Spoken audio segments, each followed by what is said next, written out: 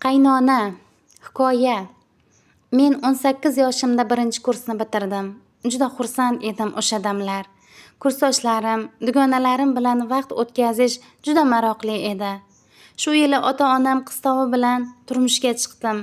Turmush o'rtog'im mendan ancha katta bo'lsa ham juda yaxshi, kelishgan inson edi. Ularga turmushga chiqqanimdan xafa emasdim. To'yimizdan bir oy o'tib homilador bo'ldim. Mening 2 o'g'lim bor. Ulardan biri 10 yosh, ikkinchisi 5 yosh katta edi mendan.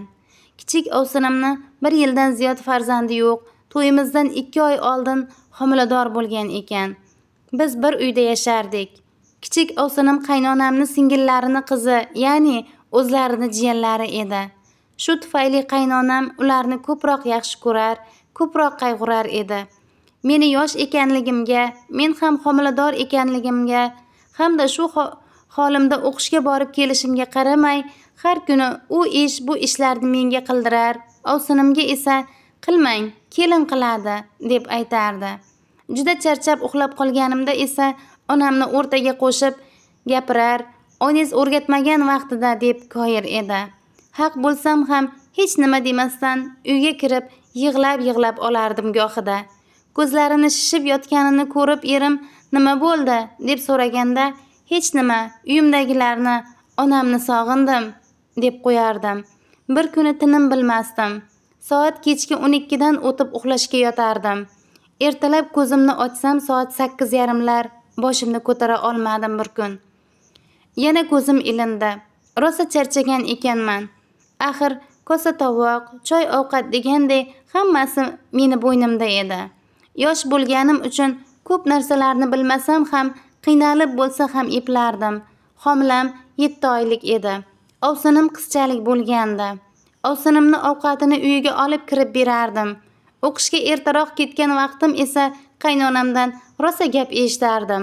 Bu yetmaganday, o'qishdan kech kelganimda ham kechki ovqat qilinmagan bo'lardi.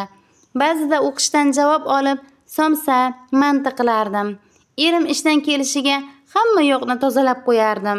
Chunki erim tozalikni yaxshi ko'rardi.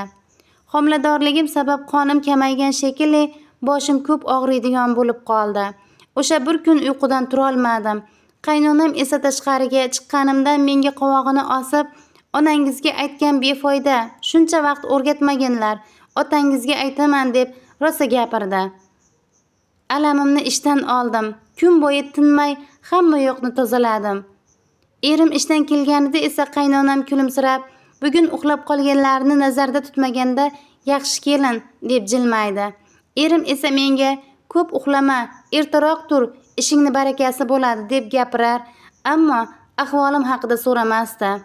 Meni ham oy kunim yaqinlashdi, ammo qaynonam o'g'limga qildirmagan ishlarni menga qildirardi. Qaynonam hech nima demasdi. Juda ko'p harakat qilar, charchaganimda ham kam uxlardim.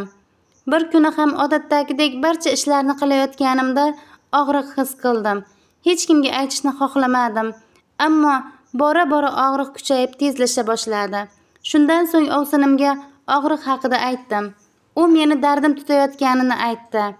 Shu holda ham uy ishlarini qilaverdim. Kechki soat 11larda og'riqqa chiday olmadim.